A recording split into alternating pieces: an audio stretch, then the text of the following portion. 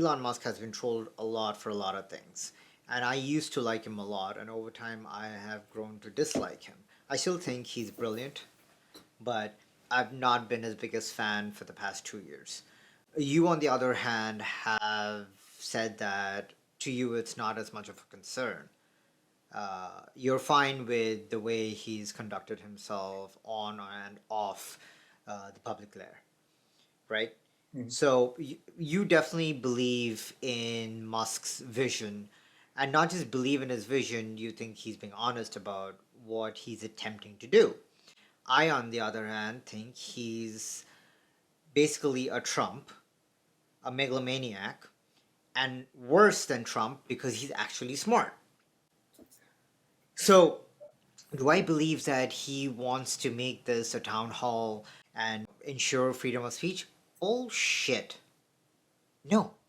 It's his private kingdom. Twitter is so powerful. It's him just pushing his agenda. He did that through and through the pandemic, where he bought Bitcoin. He would basically push up the price of Bitcoin by releasing these statements. He did that massively with Dogecoin, which is basically manipulation of like stock market manipulation, but Bitcoin is not, and Dogecoin the cryptocurrency. Else the SEC would have had a fit. You know you can't do that with stock, right? You can't just push up the value of something you own by making these statements on social media. But he did that for Dogecoin, made a lot of money off of it. I mean, to me, Elon Musk has lost the plot, and it's scary because he's a man with a lot of influence, a lot of power, a lot of money, and now with his own private platform, which happens to be the most powerful platform on the planet currently. Maybe right next to OnlyFans, but that's another Yeah, conversation.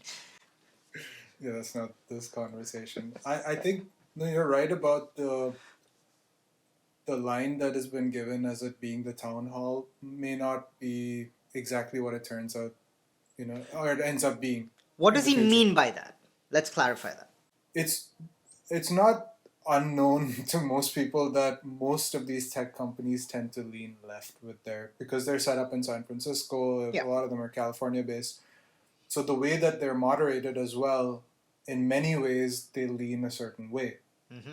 Okay, and what's happening now is certain statements are being taken out of context where if they're saying free speech, free speech is suddenly being equated to hate speech, depending on who's saying it.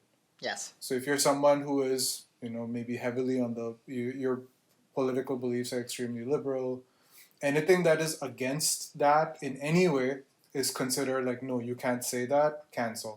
cancel. The canceling rarely happens from the right side of things. You rarely hear of someone on the left getting canceled. It's usually someone on the right. And a lot of the canceling happens via social media platforms, whether it's someone's Twitter being revoked or taken away. A lot of Yeah. it rightfully so. When if you're saying anti-Semitic stuff like there's a reason you shouldn't be saying more of that. And if this is your platform where you're announcing all that, they should take it away from you. But if there is, I personally don't think that a lot of these conversations online go anywhere. Because if you have a belief and I have a belief and we don't see eye to eye, I don't think online is where we're going to hash it out and come and be like, you know what, I see your side of it, or you see my side of it. It's usually because there's this protective barrier of being Yeah. anonymous almost. Yeah. No one's going to have a productive conversation. So I do call a bit of BS on the town square part of it. But what I did hear is I think that there is space for there to be a better platform than Twitter currently is. And that part I can 100% say for sure from what I've seen on Twitter, myself having been on there. It's extremely one-sided where what you can say, and you kind of if you have a belief that might not line up with what's allowed, Yeah. you're walking on eggshells a lot of the time, which is not how it should be.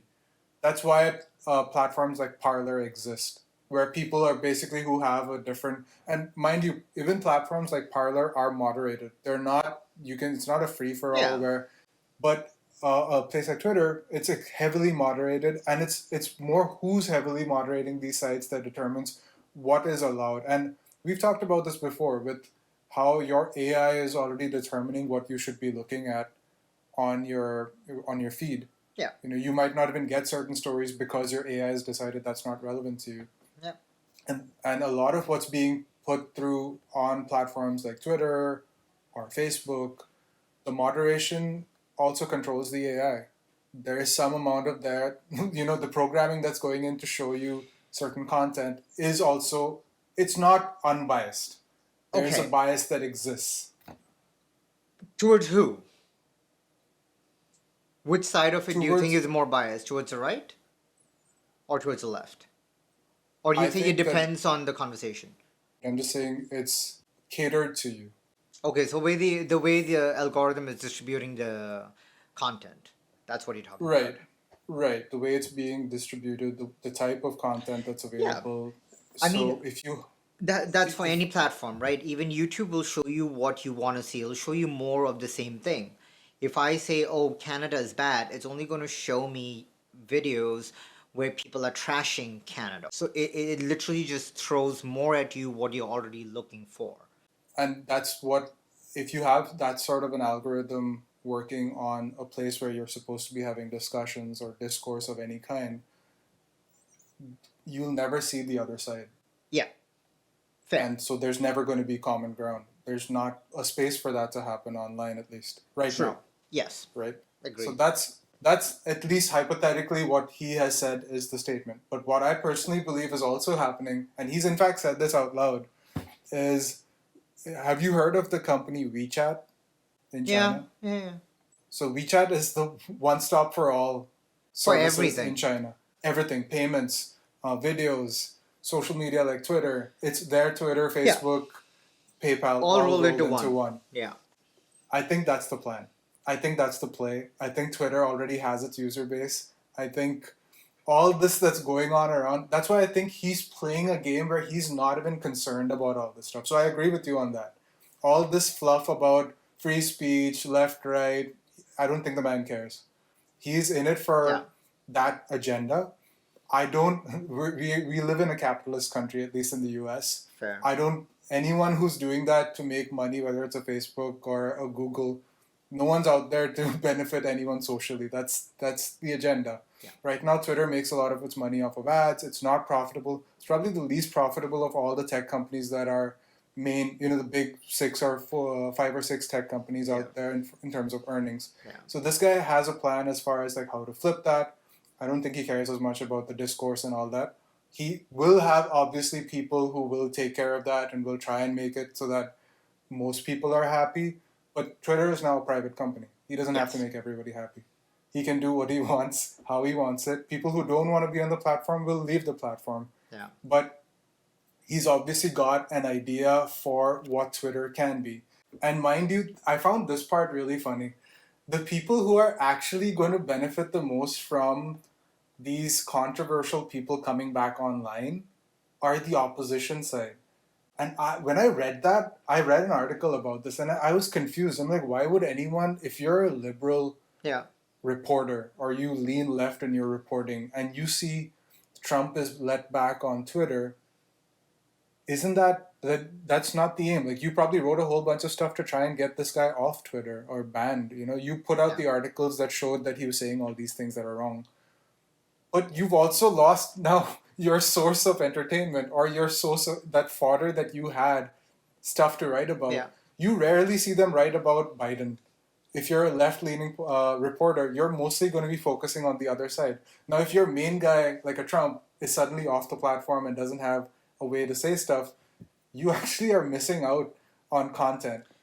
So I don't believe in this overall, like, everyone's good and like the aim is to make everything fair. No, at the end of the day, if you're a left-leaning person, especially if you're reporting, which a lot of what Twitter does is it shares information. If you are left-leaning, you want the person on the right that is controversial out there saying stupid stuff. Someone like Trump. If you're right-leaning, you kind of want the Biden content so that you can write about it or report it. And that's basically what Twitter is today. Trump blew up Twitter with nonsense. Like, none of it made any sense. It was just entertainment for everyone. For you and me who did not support him, and for people who did support him. It took away so much conversation, so much time, and so much effort from things that actually needed to be dealt with. So, for this to be touted as like, oh, all right, we're gonna bring him back because it's a conversation, right? That they want to bring back Trump. Trump, I, yeah. I'm not about it. I don't think it's benefiting anyone. I don't think it's benefiting. Yeah, it might benefit the party because then they have something more to trash about. But overall, that's not a content I want to see. I've had enough of it for the 4 years that he was in office, dude.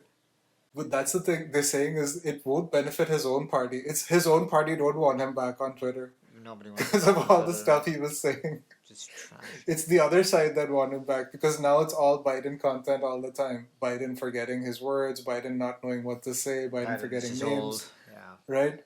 Yeah. So, okay, so I think I kind of agree with you on this. It's like you're telling me that for Elon Musk, him, the whole freedom of speech thing is just a cover.